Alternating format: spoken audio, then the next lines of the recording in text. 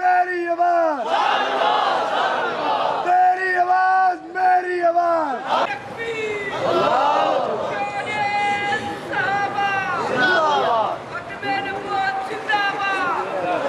الحمد لله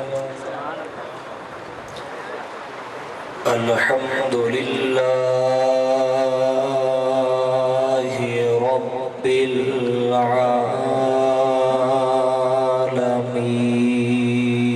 العالمين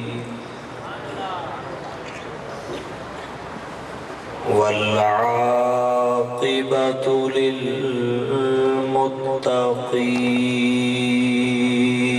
للمتقين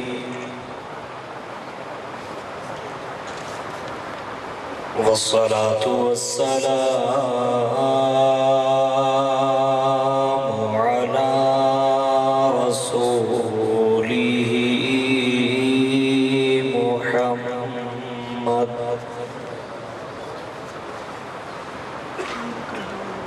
وعلى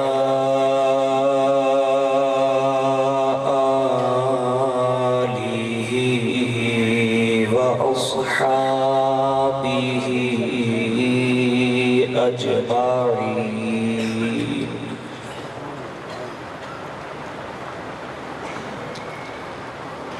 أما بعد فأعوذ بالله من الشيطان الرجيم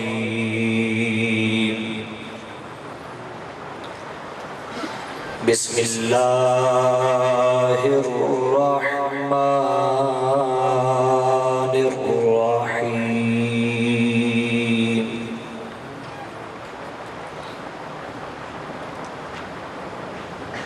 ما كان محمد أبا أحد من رجالكم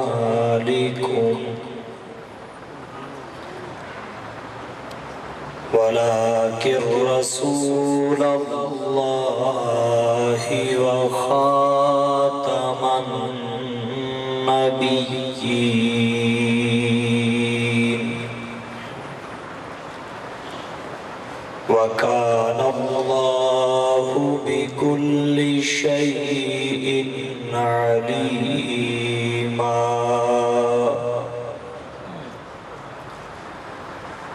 وقال النبي صلى الله عليه وسلم أنا حظكم من الأنبياء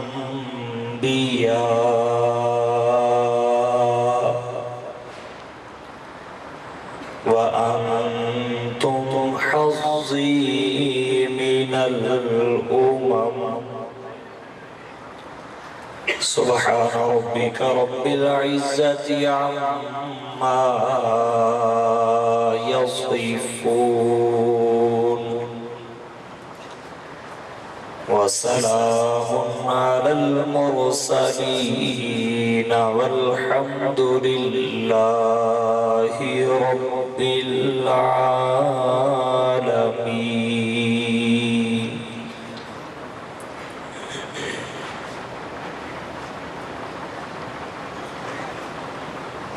ہم نے ہر دور میں تقدیس رسالت کے لیے ہم نے ہر دور میں تقدیس رسالت کے لیے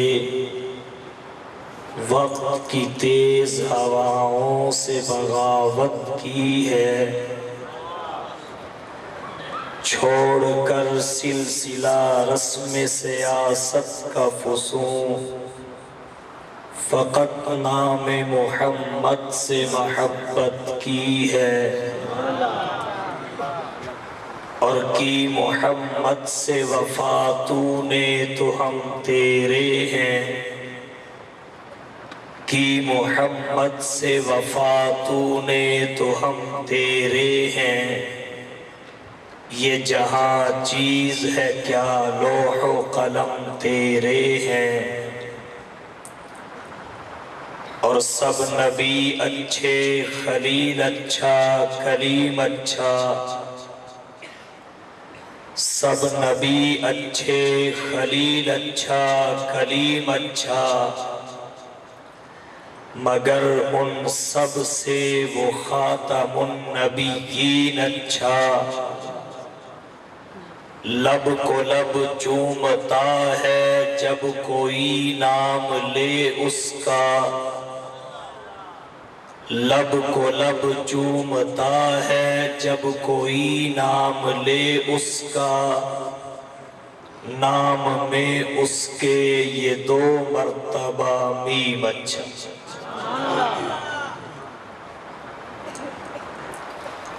انتہائی واجب الاحترام،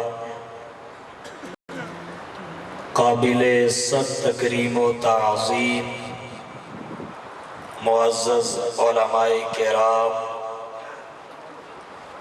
بالخصوص مخدوم العلماء والصلحاء شیخ المشائخ حضرت اقدس حضرت مولانا عبدالحفیظ صاحب مکی زیدہ مجدہ ابن سفیر ختم نبوت حضرت مولانا محمد الیاس صاحب چنیوٹی مد ظلہ العالی، دیگر معزز علماء کرام، عزیز بھائیوں، دوستوں، بزرگوں، طالب علم ساتھیوں، سرگودہ شہر کی مرکزی جامع مسجد گول میں 13 جون سن 2010 کو انعقاد پذیر انٹرنیشنل تحفظ ختم نبوت کانفرنس اپنے اختتامی مراحل کی طرف بڑھ رہی ہے۔ میں مختصر سے وقت میں عنوان کو مد نظر رکھتے ہوئے چند گزارشات پیش کر کے اجازت چاہوں گا۔ ابتدا میں تمہیدی طور پر یہ عرض کرنا چاہوں گا کہ نبوت ایک وہبی منصب ہے جو صرف اور صرف خدا کی عطا سے ملتا ہے۔ انسان کی ذاتی محنت، کاوش اور جد و جہد کا اس میں ذرہ برابر بھی دخل نہیں ہے۔ آسان لفظوں میں آپ یوں سمجھ سکتے ہیں کہ نبی بنتا نہیں ہے بلکہ نبی کو خدا چنتا ہے۔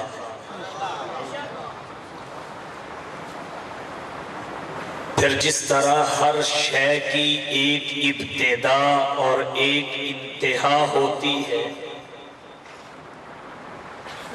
سلسلہ نبوت کی بھی ایک ابتدا ہے اور ایک انتہا ہے۔ سلسلہ نبوت کی ابتدا حضرت آدم صفی اللہ سے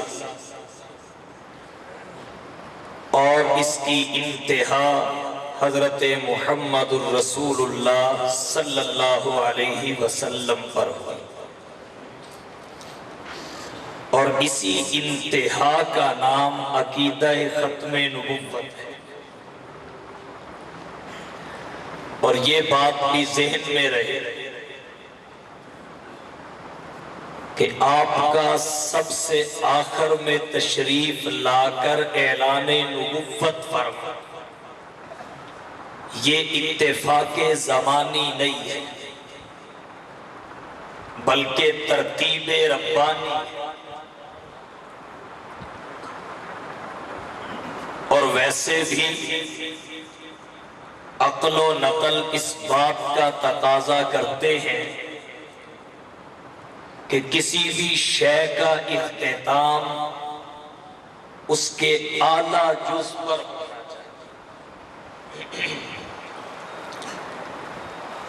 اس لحاظ سے اگر دیکھا جائے تو تمام انبیاء کی نبوتوں سے اعلیٰ نبوت حضور صلی اللہ علیہ وسلم کی۔ میں اس تفصیل میں نہیں جانا چاہتا، اختصار کے ساتھ اس کی چند ایک وجوہات عرض کر دیتا ہوں۔ آپ کی نبوت اعلیٰ اس وجہ سے ہے کہ باقی انبیاء کی نبوتیں تو پھیلی ہیں، امام الانبیاء کی نبوت ذاتی۔ نمبر 2، باقی انبیاء کی نبوتیں محدود ہیں، علاقے کے لحاظ، افراد کے لحاظ، زمانے کے لحاظ، لیکن امام الانبیاء کی نبوت لامحدود ہے ہر لحاظ۔ نمبر 3، ہر نبی کی نبوت کے بعد نبوت ہے، لیکن امام الانبیاء کی نبوت کے بعد نبوت نہیں بلکہ قیامت۔ حضور صلی اللہ علیہ وسلم نے فرمایا بعثت انا والساعۃ کہاتین، مجھے اور قیامت کو ان 2 انگلیوں کی طرح بھیجا گیا ہے۔ حضور صلی اللہ علیہ وسلم نے اپنے اور قیامت 2 انگلیوں کے ساتھ تشبیہ دی ہے۔ علم معانی کی روشنی میں وجہ تشبیہ تلاش کی جائے تو یہ ہے جس طرح ان 2 انگلیوں کے درمیان تیسری انگلی کوئی نہیں، اسی طرح حضور اور قیامت کے درمیان دوسرا نبی کوئی نہیں۔ تو جب حضور صلی اللہ علیہ وسلم کی نبوت و رسالت اعلیٰ ہے تو اختتام کا استحقاق بھی اسی کو حاصل۔ اسی لیے پروردگار عالم نے منصب نبوت جو حضور صلی اللہ علیہ وسلم کو عطا فرمایا اس پر نبوت کو ختم کر۔ اب یہاں 2 چیزیں ہو گئی، حضور صلی اللہ علیہ وسلم کی 2 صفتیں ہو گئی، ایک آپ کی نبوت، ایک آپ کی ختم نبوت۔ نبوت الگ صفت ہے، ختم نبوت الگ صفت ہے۔ جس طرح آپ صلی اللہ علیہ وسلم کی نبوت کا تحفظ ضروری ہے، اسی طرح آپ کی ختم نبوت کا تحفظ بھی ضروری ہے۔ بلکہ اور آگے بڑھ کے کہوں گا، آپ کی ختم نبوت کا اگر تحفظ کیا جائے تو یہ تحفظ نبوت کو مستلزم ہے۔ ختم نبوت کے تحفظ سے آپ صلی اللہ علیہ وسلم کی نبوت کا تحفظ خود بخود ہو جاتا ہے۔ اس لیے علماء امت عقیدہ ختم نبوت کے تحفظ کی اہمیت کو ہر دور میں بڑے واضح لفظوں میں بیان کیا ہے، اور عقیدہ ختم نبوت کے تحفظ کو ہر مسلمان کے لیے ضروری قرار دیا ہے۔ جس طرح کوئی بھی شخص محض اللہ کی ذات اور صفات پر ایمان لا کر مومن اور موحد نہیں بن سکتا جب تک ذات و صفات میں وحدت پر ایمان نہ لائے۔ اگر ذات و صفات پر ایمان لانے سے ہی ایمان ایمان کی سند ملتی تو مشرکین مکہ اللہ کی ذات پر بھی ایمان رکھتے تھے، تبھی اپنے بیٹوں کے نام عبداللہ اور عبد الرحمن رکھتے تھے، اللہ کی صفات کے بھی قائل تھے۔ قرآن کریم کی متعدد آیات شاہد ہے، لیکن اس کے باوجود قرآن انہیں یا ایھا المشرکون انما المشرکون یا ایھا الکافرون کہتا ہے۔ کیوں؟ اس وجہ سے کہ جب تک ذات و صفات پر ایمان لانے کے ساتھ ساتھ ذات و صفات میں وحدت پر ایمان نہ لایا جائے اس وقت تک ایمان نہیں ملتا۔ بالکل اسی طرح جب تک نبی کی نبوت پر ایمان لانے کے ساتھ ساتھ آپ کی ختم نبوت پر ایمان نہ لایا جائے اس وقت تک بھی کوئی فرد مسلمان نہیں ہو سکتا۔ آپ صلی اللہ علیہ وسلم کی نبوت پر ایمان لانے کے بعد ایماندار ہونے کے لیے ختم نبوت پر ایمان لانا بھی لازمی اور ضروری ہے۔ تو علماء امت نے اس وجہ سے ختم نبوت کے تحفظ کو ضروری قرار دیا ہے۔ اور کیسے ضروری قرار نہ دیا جائے جب ختم نبوت کا عقیدہ امت مسلمہ کا اجماعی عقیدہ ہے۔ یہی وہ عقیدہ ہے کہ کسی بھی دور میں امت دو رائے کا شکار اس عقیدہ کے بارے میں نہیں ہوئی۔ عقیدہ ختم نبوت پر تمام امت مسلمہ کی ہمیشہ ایک رائے رہی ہے۔ اس عقیدہ ختم نبوت کے تحفظ میں امت کی وحدت کا راز مثمر ہے۔ یہی وہ عقیدہ ہے جو تمام مسلمانوں کو ایک پلیٹ فارم پہ لا کے کھڑا کر دیتا ہے۔ تو اس کا تحفظ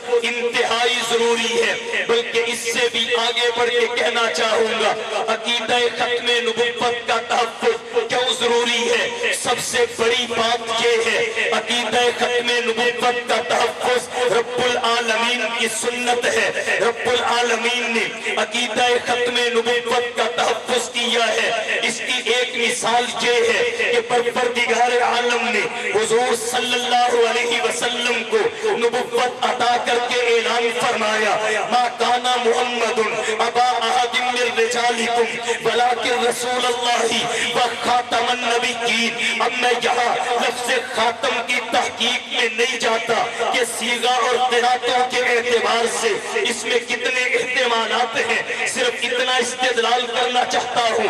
اس آیت کریمہ سے یہ معلوم ہوا کہ محمد مصطفیٰ احمد مجتبیٰ حبیب کبریا فخر الانبیاء مکین گنبد خضرا صلی اللہ علیہ وسلم پہ باب نبوت بند ہے۔ اس آیت میں اللہ نے یہ بتا دیا کہ حضور پہ نبوت کا سلسلہ ختم ہے۔ اور دوسری آیت میں امت کی رہنمائی کے لیے اللہ نے خلافت کا وعدہ فرمایا وعد اللہ الذین آمنوا منکم وعملوا الصالحات لیستخلفنہم فی الارض کما استخلف الذین من قبلہم وليمکنن لهم دینہم الذی ارتضی لهم وليبدلنہم من بعد خوفہم امنا یعبدوننی لا یشرکون بی شیئا ومن کفر بعد ذالک فاولئک هم الفاسقون۔ ما کان محمد میں ختم نبوت کا تذکرہ ہے اور بعد میں وعدہ خلافت ہے جس کو آیت استخلاف میں ذکر کیا گیا ہے۔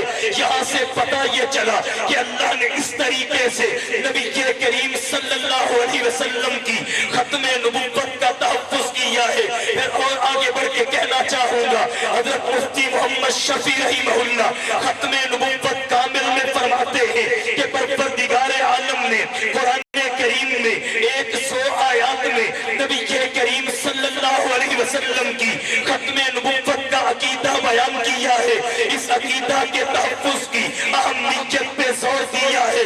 تو 100 آیات میں اللہ کی جانب سے نبی کی ختم نبوت کا تذکرہ کرنا، نبی کی ختم نبوت کا ذکر کرنا، نبی کی ختم نبوت کا پرچار کرنا، نبی کی ختم نبوت کے عقیدہ کے تحفظ کی اہمیت کو واضح کرنا، یہ اس بات پہ دلالت کرتا ہے کہ عقیدہ ختم نبوت کا تحفظ سب سے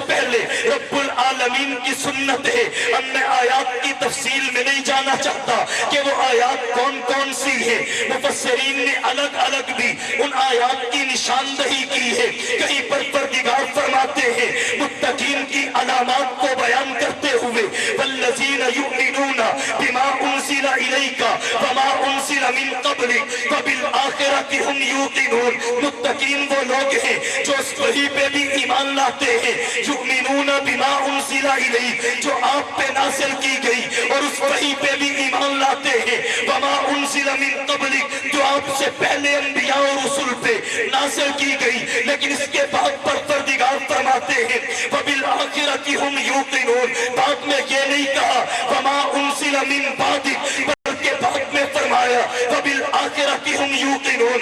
اس لیے کہ وہی نبی اور رسول پہ آتی ہے جب آپ کے بعد نبوت کا دروازہ بند ہے, جب آپ کے بعد رسالت کا دروازہ بند ہے, تو وہی کس پہ آئے گی؟ جب وہی ہی نہیں آئے گی تو وہی پہ ایمان بھی نہیں ہوگا. تو محمد مصطفیٰ کے بعد کسی نئی وحی پہ ایمان نہیں ہوگا بلکہ وبالآخرۃ ہم یوقنون, آخرت کا ایمان ہوگا.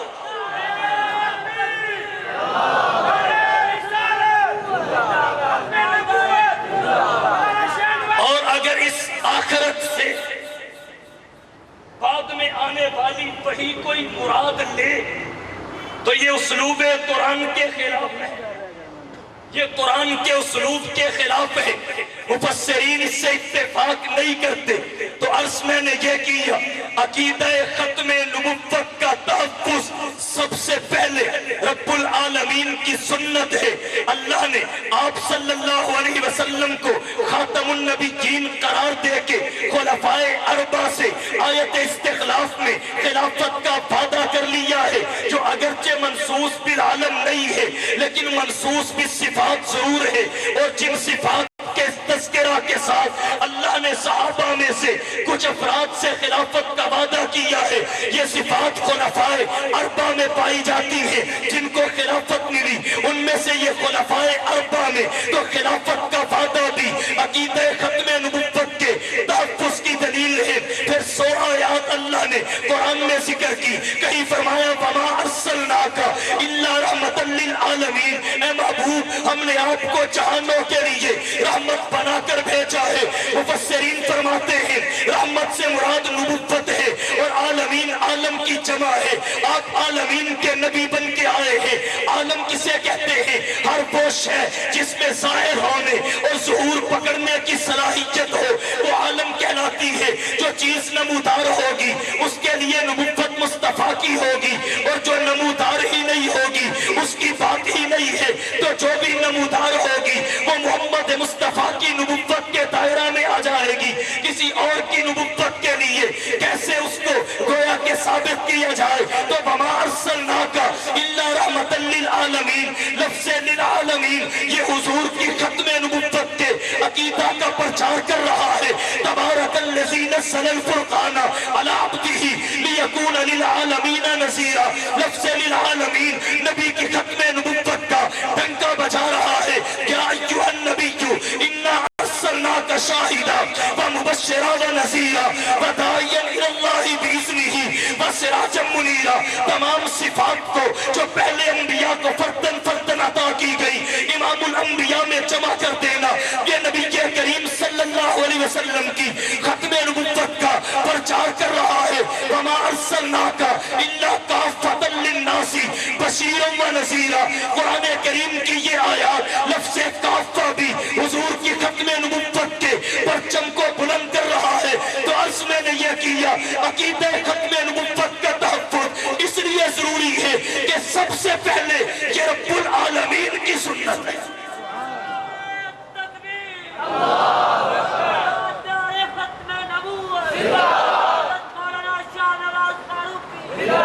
رب العالمین کے بعد عقیدہ ختم نبوت کا تحفظ رحمت للعالمین کی سنت ہے. نبی کریم صلی اللہ علیہ وسلم نے اپنی زندگی میں قولاً بھی عقیدہ ختم نبوت کا تحفظ کیا, فعلاً بھی عقیدہ ختم نبوت کا تحفظ کیا. حضرت مفتی محمد شفیع رحمہ اللہ فرماتے ہیں نبی نے قولاً اس حد تک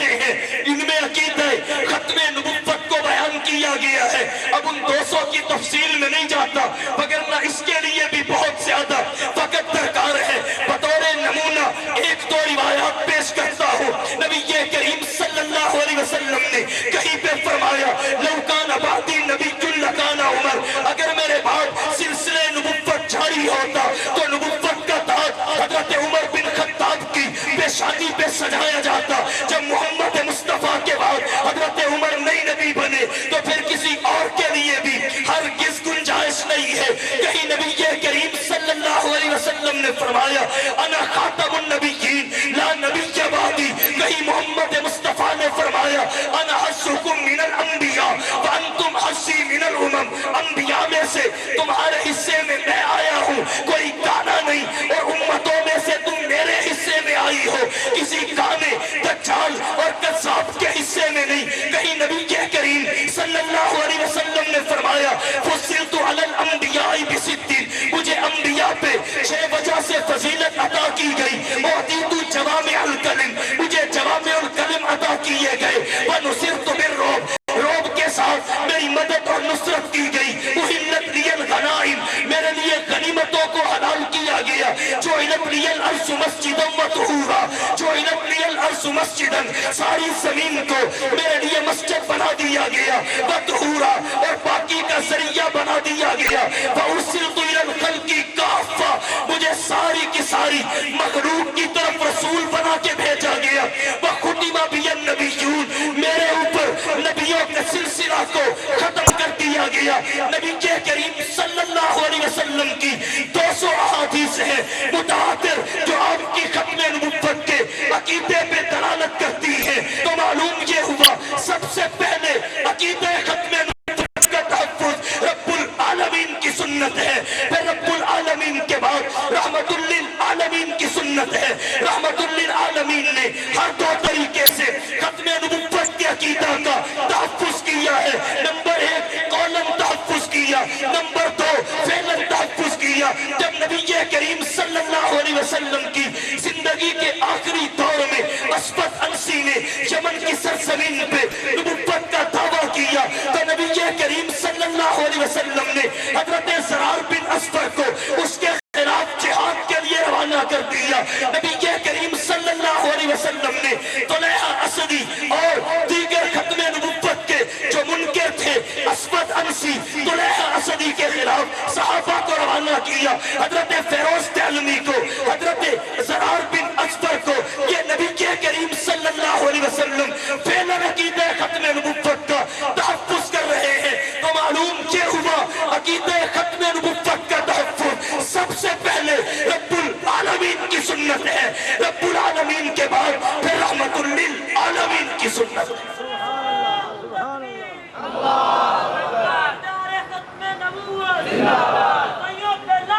اور آگے چلیے، تفصیل میں نہیں جانا چاہتا، اختصار پیش نظر ہے۔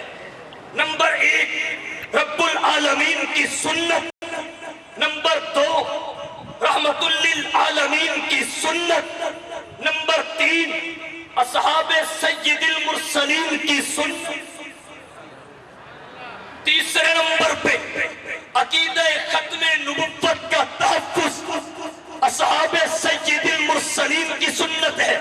حضرت فیروز صحابی رسول ہیں، حضرت زرار بن اسور صحابی رسول ہیں، اور تو اور اسد الغابہ میں لکھا ہوا ہے ڈاکٹر عبدالرحمن رافت پاشا نے سور من حیات الصحابہ میں لکھا ہے کہ حبیب بن زید جو ختم نبوت کا شہید اول ہے، یہ بھی اپنی جان کا نذرانہ پیش کر کے اس حقیقت سے پردہ ہٹا رہا ہے کہ عقیدہ ختم نبوت کا تحفظ اصحاب سید المرسلین کی بھی سنت ہے۔ تو عرض یہ کرنا چاہتا ہوں نبی کریم کی ختم نبوت کے عقیدہ کے تحفظ کے لیے صحابہ کرام نے جانیں دی ہیں۔ حضرت حبیب بن زید قبیلہ بنو حنیفہ کے سردار مسلمہ قذاب کے پاس جب محمد مصطفیٰ کا خط لے کے گئے، محمد مصطفیٰ کا خط مسلمہ قذاب کو دیا تو اس نے کہا اتشہد انی رسول اللہ، کیا تو اس بات کی شہادت دیتا ہے کہ میں اللہ کا رسول ہوں؟ تو حضرت حبیب بن زید بڑی لاپرواہی سے کہتے ہیں میرے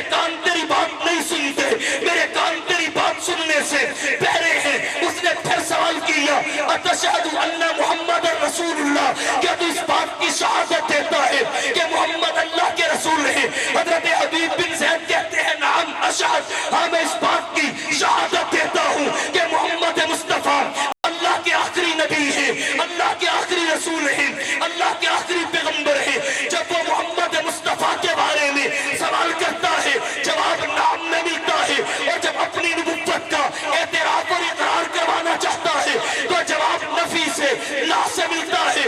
اس کے غصے میں اضافہ ہوا، غیظ و غضب کی آگ میں بھڑکا، اس نے جلاد کو حکم دیا کہ حضرت حبیب بن زید کے ایک ایک عضو کو جدا کرنا شروع کر دیا جائے۔ حضرت حبیب سے سوال کیا جاتا، بتا مسلمہ کی نبوت کے بارے میں تیرا کیا خیال ہے؟ وہ انکار کرتے تو ایک انکار پہ ایک عضو جسم سے الگ کر دیا جاتا، ان کے ہاتھوں کو کلائیوں سے جدا کر دیا گیا، ان کی کلائیوں کو بازوؤں سے جدا کر دیا گیا، ان کے بازوؤں کو کندھوں سے جدا کر دیا گیا، ان کے جسم کے ٹکڑے ٹکڑے کر دیے گئے، وہ ٹکڑے ہواؤں میں بکھر گئے، وہ ٹکڑے فضاؤں میں پھیل گئے، لیکن ان کے ٹکڑے بھی ہواؤں میں بکھر کے فضاؤں میں پھیل کے نبی کریم صلی اللہ علیہ وسلم کی ختم نبوت کا نعرہ بلند کرتے رہے، اور اس ظالم کو زبان حال سے کہتے رہے کہ ظالم تو اس طریقے سے ظلم و تشدد کے ذریعے نبی کی ختم نبوت کا نعرہ ہماری زبان سے ترک نہیں کروا سکتا، اس لیے کہ حالات کے قدموں میں کلندر نہیں گرتا، حالات کے قدموں میں کلندر نہیں گرتا، ٹوٹے جو ستارہ تو زمین پر نہیں گرتا، گرتے ہیں بڑے شوق سے سمندر میں دریا، بس سمندر کبھی کسی دریا میں نہیں گرتا۔ ادارے ختم نبوت، ادارے ختم نبوت، ادارے ختم نبوت، امت صحابہ، امت صحابہ، امت صحابہ، علامہ شاہ نواز فاروقی صاحب۔ تو عرض یہ کر رہا ہوں، عقیدہ ختم نبوت کا تحفظ اولاً رب العالمین کی سنت، ثانیاً رحمت للعالمین کی سنت، ثالثاً اصحاب سید المرسلین کی سنت۔ اور صحابہ کرام نے نبی کی نبوت کا تحفظ الگ کیا ہے، ختم نبوت کا تحفظ الگ کیا ہے۔ اسی لیے میں نے شروع میں کہا یہ دو الگ الگ صفتیں ہیں، ایک آپ کا نبی ہونا، نمبر دو آخری نبی ہونا۔ نبی ہونا نبوت کی وجہ سے ہے، اور آخری نبی ہونا ختم نبوت کی وجہ سے ہے۔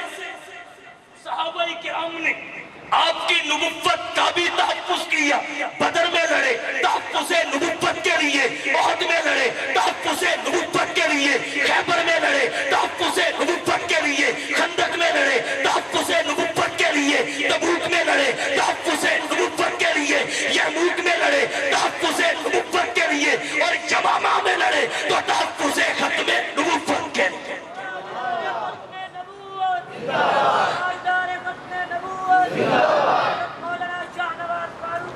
اور میں نے عرض یہ کیا کہ ختم نبوت کے تحفظ کی برکت یہ ہے کہ نبوت کا تحفظ خود بخود ہو،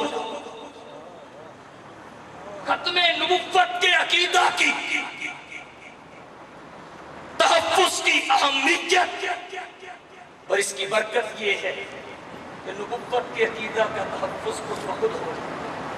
اور قاضی سلیمان منصور پوری رحمہ اللہ نے رحمت للعالمین کی دوسری جلد میں لکھا ہے کہ جو صحابہ کرام تحفظ نبوت کے لیے شہید ہوئے، یعنی نبی کے دور کے شہداء کی تعداد 259 ہے، اور مرقات المفاتیح کی 5ویں جلد میں لکھا ہوا ہے کہ یمامہ میں جو صحابہ شہید ہوئے ان کی تعداد 1200 ہے، اور ان 1200 میں 700 قرآن کریم کے قراء اور حفاظ تھے۔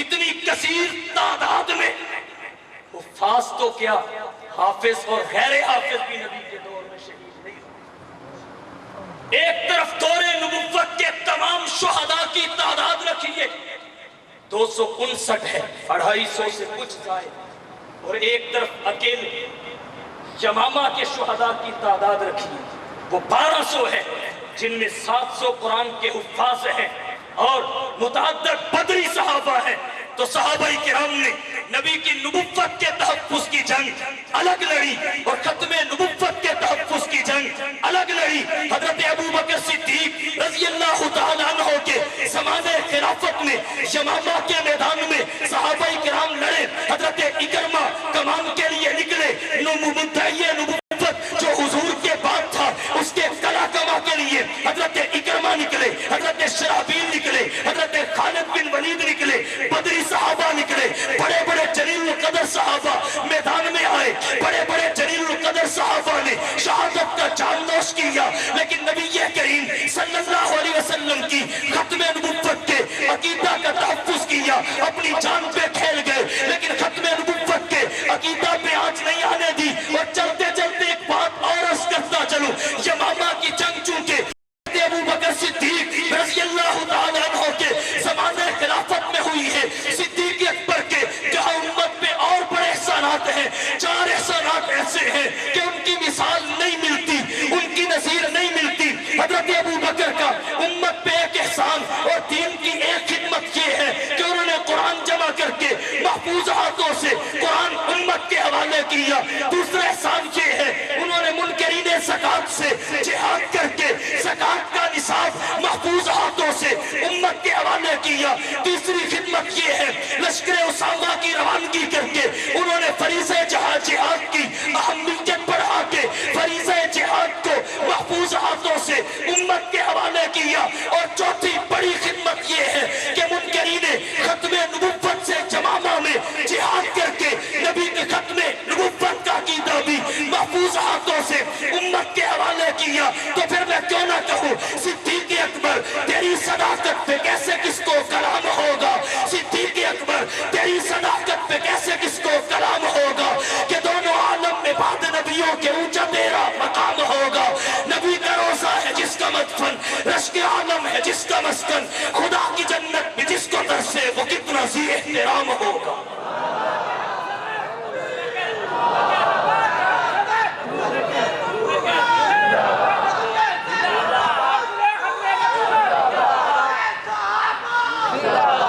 تو عرض میں نے یہ کیا، تیسرے نمبر پر ختم نبوت کے عقیدہ کا تحفظ اصحاب سید المرسلین کی سنت ہے، اور چوتھے نمبر پر تابعین کی سنت ہے، چوتھے نمبر پر تابعین کی سنت ہے۔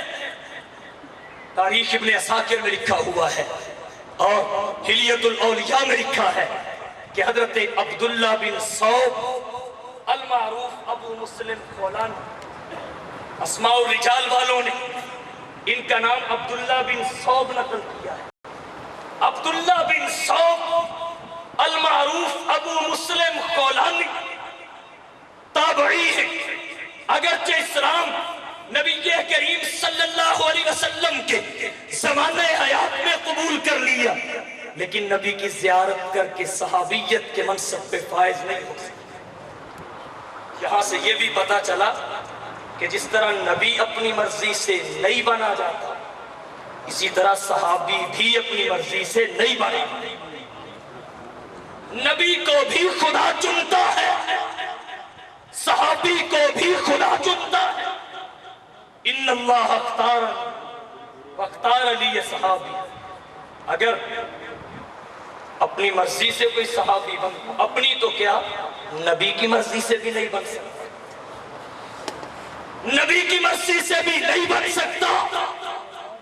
ابو طالب کو صحابی بنانے کی نبی نے کوئی تھوڑی کوشش تو نہیں۔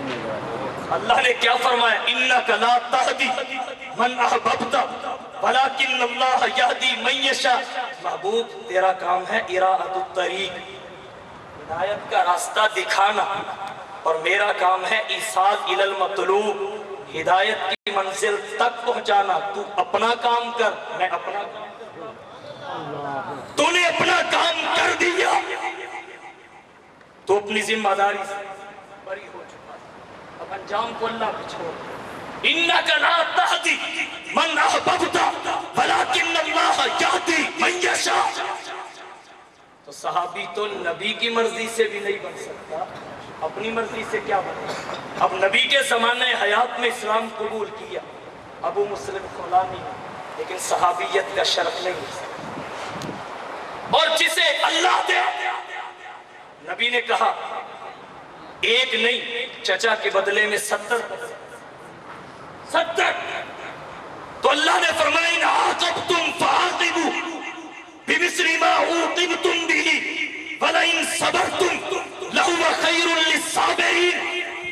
اے حبیب اگر بدلہ لینا ہی ہے تو اتنا جتنا معاملہ ادھر سے ہوا، اگر اس سے بڑھ کر لوگے پھر بدلہ نہیں ہوگا، زیادتی ہو جائے گی۔ اور اگر تو بدلے لینے لگ گیا تو پھر امت کو معافی کے سبق کون پڑھائے گا؟ پھر امت کو درگزر کے درس کون دے گا؟ لہٰذا اگر معاف کر دے تو لہو خیر للصابرین، یہ صبر کرنے والوں کے لیے بہتر ہے۔ جس کو قتل کرنے کی، نہ صرف اس کو بلکہ 70 افراد کو قتل کرنے کی نبی نے قسم کھائی تھی، اللہ نے اسے صحابی بنا کے قدموں میں بٹھا دیا، وحشی بن حرب کو، اور پھر صحابی بنانے کے بعد اس سے اتنا بڑا کام لیا کہ جو حضور کی ختم نبوت کا منکر اور جھوٹا مدعی نبوت تھا مسلمہ، اس کا قتل بھی اسی کے ہاتھوں سے۔ اور ایک روایت اگرچہ حضرت امیر معاویہ رضی اللہ تعالی عنہ کے بارے میں بھی آتی ہے کہ مسلمہ کذاب کو حضرت امیر معاویہ رضی اللہ تعالی عنہ نے واصل جہنم کیا، لیکن راجع بات یہ ہے کہ حضرت وحشی بن حرب نے واصل۔ تو عرض یہ کر رہا ہوں اپنی مرضی سے صحابی کوئی کیسے بنے؟ نبی کی مرضی سے بھی نہیں بن سکتا۔ تو بات کہاں سے چلی کہ جہاں عقیدہ ختم نبوت کا تحفظ رب العالمین کی سنت، رحمت للعالمین کی سنت، اصحاب سید المرسلین کی سنت، وہیں پہ تابعین کی بھی سنت۔ ابو مسلم خولانی جس وقت یمن کی سرزمین پہ اسود انسی نے نبوت کا دعویٰ کیا تو حضرت ابو مسلم کو طلب کیا اپنی نبوت کا اعتراف اور اقرار کروانے کے لیے، لیکن انہوں نے نبی کی ختم نبوت کا اعلان ہی زبان سے کیا۔ اس نے غصے میں آگے آگ دہکائی اور انہیں آگ کے دہکتے انبار میں گرا دیا، لیکن اللہ نے ان کے لیے نار کو اسی طرح گلزار کر دیا جس طرح حضرت ابراہیم علیہ السلام کے لیے نار کو گلزار کیا۔ اب آگ کے انگارے، شعلے اور شرارے انہیں جلاتے تو کیا، ان کے ایک بال تک کو بھی انہوں نے حرارت نہیں پہنچائی، یہ صحیح سلامت اسی طرح آگ سے باہر نکل آئے جس طرح حضرت ابراہیم علیہ السلام آتش نمرود سے نکلے۔ اب اسود انسی کے مشیر مشورہ دینے لگے اگر یہ یمن کی سرزمین پہ رہا تو جو تیری نبوت کا اعتراف کر چکے ہیں وہ بھی ایک ایک کر کے منحرف اور منکر ہو جائیں گے، لہٰذا اسے جلا وطن کر دیا جائے۔ جب جلا وطن کیے گئے تو یہ سیدھے مدینہ میں آئے۔ مدینہ میں حضرت عمر سے ملاقات ہوئی۔ جب حضرت عمر کو پتا چلا کہ یہ ابو مسلم خولانی ہے جنہیں یمن کی سرزمین پہ نبی کی ختم نبوت کے لیے آگ کے دہکتے انبار کی نظر کر دیا گیا تو حضرت عمر خوشی سے اچھلے، ان کی پیشانی کو بوسہ دیا اور حضرت صدیق اکبر رضی اللہ تعالیٰ عنہ کی خدمت میں لے گئے۔ مصطفیٰ کی وفات ہو چکی تھی، ابو بکر کی خلافت کا دور شروع ہو چکا تھا، صدیق کے پاس لے گئے، انہیں شیخین نے اپنے درمیان میں بٹھایا اور حضرت عمر نے ہاتھ اٹھا کے اللہ کا شکر ادا کیا، مولا تیرا شکر ہے ہم ابراہیم کو تو نہیں دیکھ سکے لیکن اس آدمی کو ضرور دیکھ لیا ہے کہ جس کے ساتھ تو نے اسی طرح رحمت کا معاملہ کیا ہے جس طرح ابراہیم کے ساتھ کیا تھا۔ تو معلوم یہ ہوا عقیدہ ختم نبوت کا تحفظ تابعین کی بھی سنت ہے۔ بات لمبی ہو جائے گی۔ حضرت امام اعظم ابو حنیفہ رحمت اللہ علیہ وہ بھی تابعی ہیں، 80 ہجری میں پیدا ہوئے اور 110 ہجری تک صحابہ کرام علیہم الرضوان کا دور چلتا ہے۔ نبی کے آخری صحابی ابو طفیل عامر بن واصلہ 110 ہجری کو دنیا سے رحلت فرما گئی۔ تو امام اعظم ابو حنیفہ رحمہ اللہ نے صحابہ کی زیارتیں کی ہیں، ان کی خدمت میں رہے ہیں۔ تو امام اعظم ابو حنیفہ بھی تابعی ہیں، اس طرح کی ختم نبوت کا تحفظ کیا۔ فرمایا اگر کوئی آدمی हुजूर के बाद नबुव्वत का दावा करे और कोई मुसलमान उससे दलील मांग ले तो दलील मांगने से ही वो काफिर हो जाता है, इसलिए कि उसने दलील तब मांगी जब मोहम्मद मुस्तफा की खत्म नबुव्वत पे उसका यकीन कमजोर हुआ। अगर यकीन मजबूत होता वो दलील ना मांगता, वो कहता जालिम, जिस तरह हम अल्लाह को बगैर दलील के वहदहू ला शरीक मानते हैं, इसी तरह मोहम्मद मुस्तफा को भी बगैर दलील के खातमुन नबिय्यीन मानते हैं।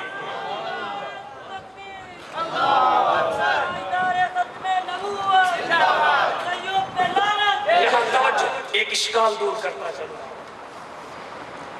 कहा यह जाता है कि इमाम आज़म अबू हनीफा रहिमहुल्लाह, और है भी ऐसे ही, फतवा कुफर आयद करने में बड़े मुहतात थे। फरमाते हैं अगर किसी में 99 इस्तेमाल कुफर के पाए जाए, एक इस्तेमाल इस्लाम का पाया जाए, तो वो उस एक इस्तेमाल को तरजीह देते हुए उसके इस्लाम का कौल करते हैं, कुफर का नहीं।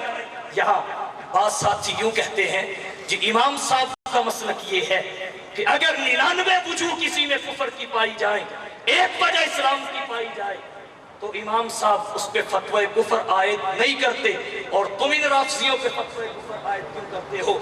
याद रखिए, वजह कुफर की एक भी पाई जाए आदमी काफिर हो जाता है। जैसे बीमारी एक भी लग जाए तो आदमी बीमार हो जाता है।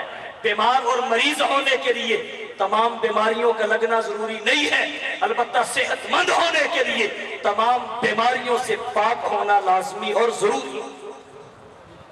तो बात वजह की नहीं, वजह तो एक भी पाई जाए जनाब आदमी काफिर हो जाता है। बल्कि शरअ अकायद में तो यहां तक लिखा है एक आदमी तस्दीक करता है, यानी इस्लाम को सच्चा जानता है, इसके बाद का दर्जा, फिर सच्चा मानता भी है, इसके बाद का दर्जा, फिर इस्लाम के ज़ाहिरी अहकाम पे अमल भी करता है।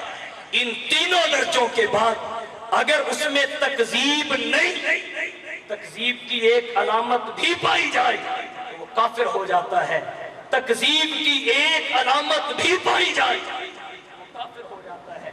तो जिसमें सराहतन एक नहीं मुतअद्दिद तकजीबें पाई जाती हैं, उसको हम कैसे मुसलमान कह सकते हैं? इमाम साहब की इस बात को तवज्जो है, सबकी बात इस्तेमाल की है, और इस्तेमाल में कतईयत और यकीन नहीं होती।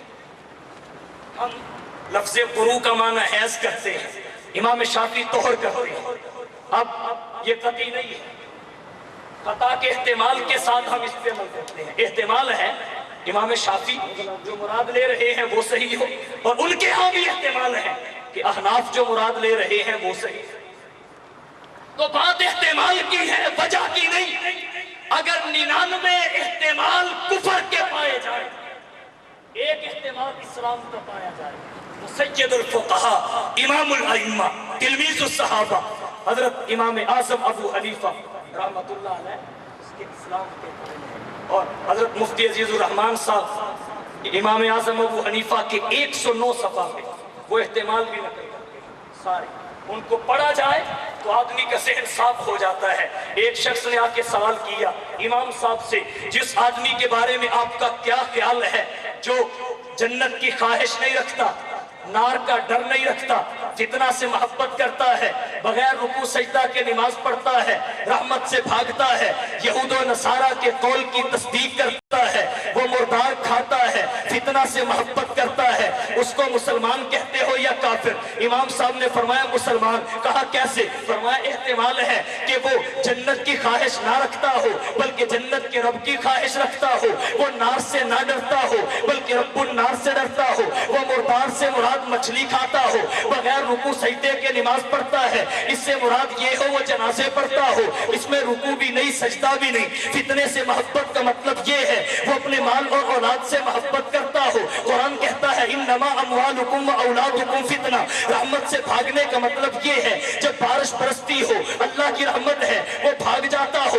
यहूद और नसारा के कौल की तस्दीक का मतलब ये है कि कुरान कहता है लैसा दिल اليہود قالت لیست الیہود علی شیء، اور ادھر کہتا ہے لیست النصارى علی شیء، یہودی کہتے ہیں عیسائی کسی شے پہ نہیں، عیسائی کہتے ہیں یہودی کسی شے پہ نہیں، اور وہ کہتا ہے تم دونوں صحیح کہتے ہو، تم دونوں صحیح کہتے ہو کہ تم دونوں کسی شے پہ۔ تو یہ احتمال ہے۔ اب یہاں سے فیصلہ کر لیجئے کہ ان 99 احتمالوں سے امام صاحب کتنے اچھے احتمال مراد لے رہے ہیں۔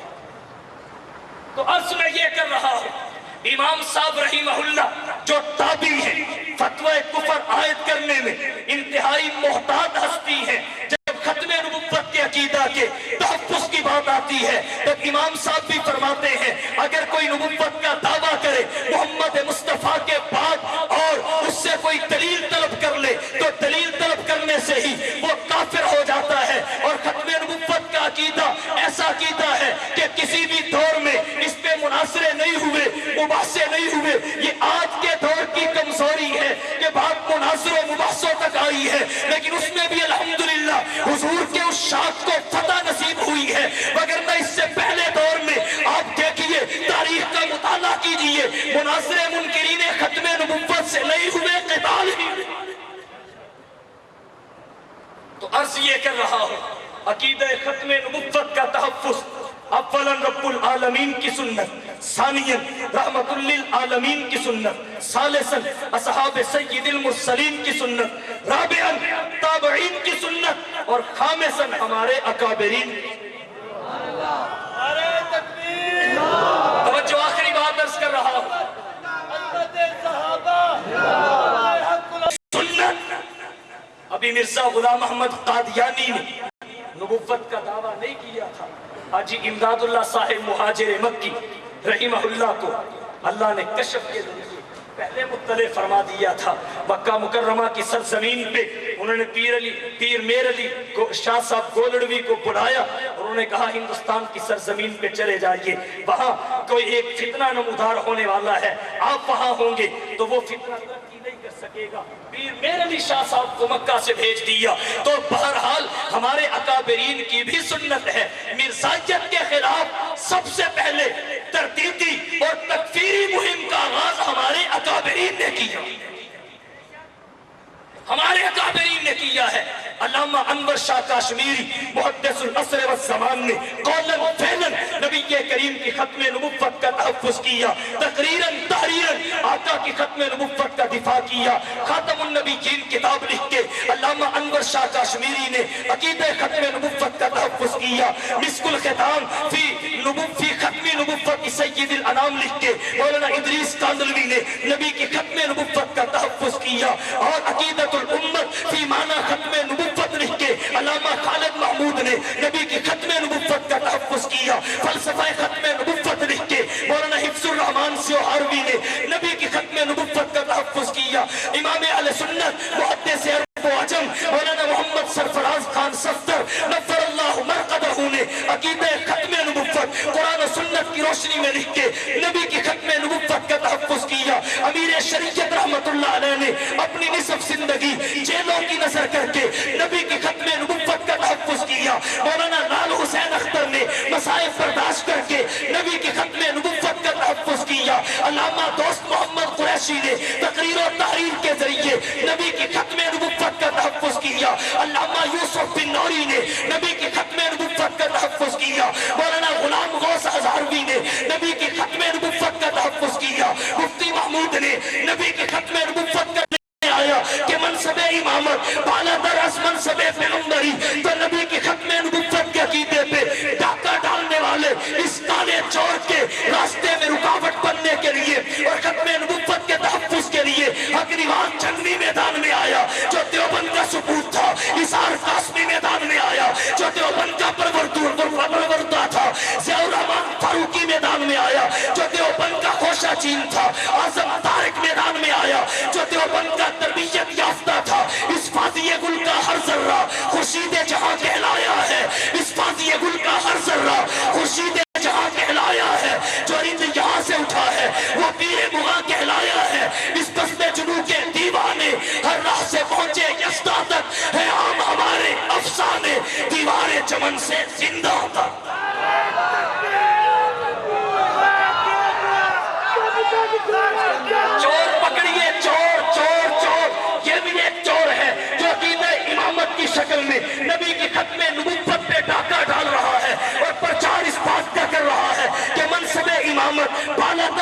منصب پیغمبری. تو بہرحال خلاصہ میری تقریر کا یہ ہے کہ عقیدہ ختم نبوت کا تحفظ سب سے پہلے رب العالمین کی سنت ہے، ثانیاً رحمت للعالمین کی سنت ہے، ثالثاً اصحاب سید المرسلین کی سنت ہے، رابعاً تابعین کی سنت ہے، اور خامساً ہمارے اکابرین کی سنت ہے. آئیے رب العالمین کی سنت کو زندہ کرتے ہوئے، رحمت للعالمین کی سنت کو زندہ کرتے ہوئے، اصحاب سید المرسلین کی سنت کو زندہ کرتے ہوئے، تابعین اور اپنے اکابرین کی سنت کو زندہ کرتے ہوئے نبی کی ختم نبوت کے تحفظ کے لیے اس عزم کے ساتھ میدان میں نکلے کہ نماز اچھی، روزہ اچھا، حج اچھا، زکوٰۃ اچھی، نماز اچھی، روزہ اچھا، حج اچھا، زکوٰۃ اچھی، مگر باوجود اس کے میں مسلمان ہو نہیں سکتا. میں جب تک کٹ مروں خواجہ فتح کی حرمت پر، خدا شاہد ہے کامل میرا ایمان ہو نہیں سکتا.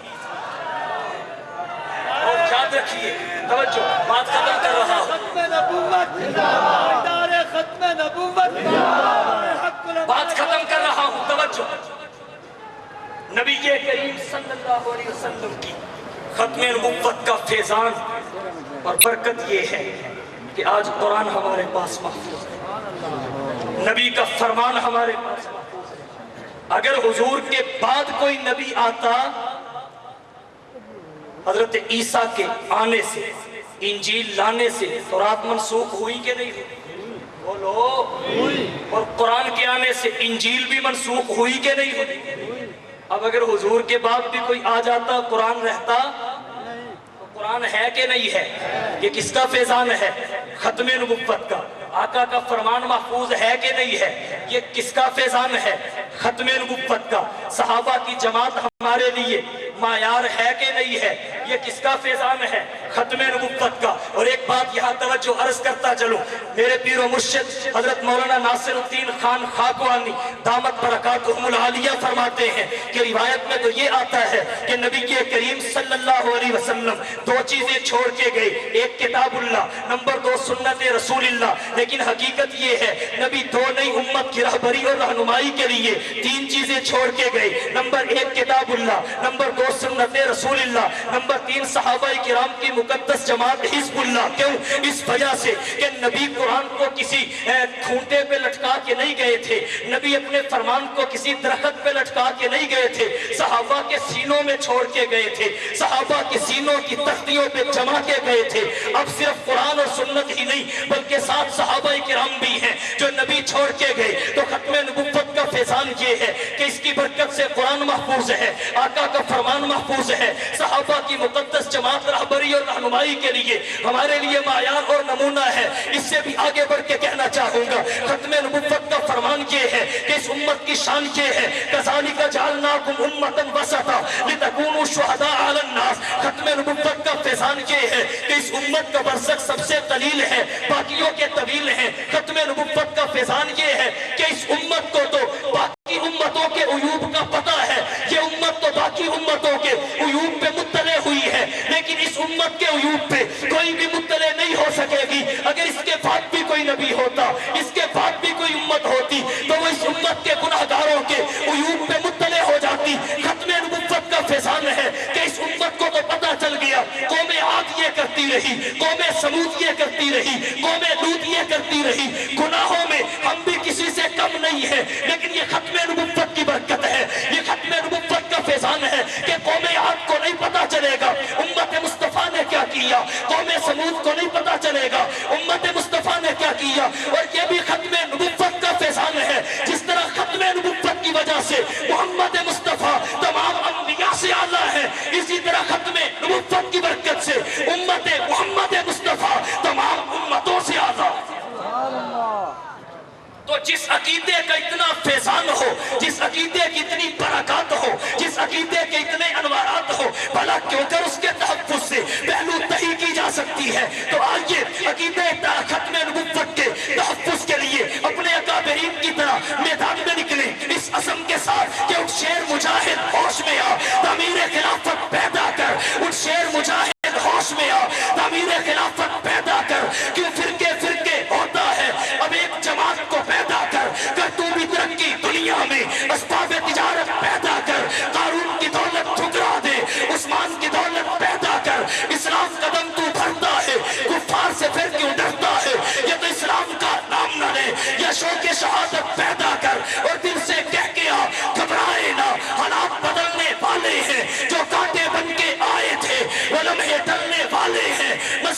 کی آہوں نے اب شعلوں کی ادائیں پہنی ہیں، یہ جان کفر سجادوں کے اب سردے گلنے والے ہیں، ہمت ہی نہیں طوفانوں میں جذبوں کو ہمارے چھین سکے، جتنا ہم سے الجھیں گے ہم اور مچلنے والے ہیں۔ وآخر دعوانا ان الحمدللہ۔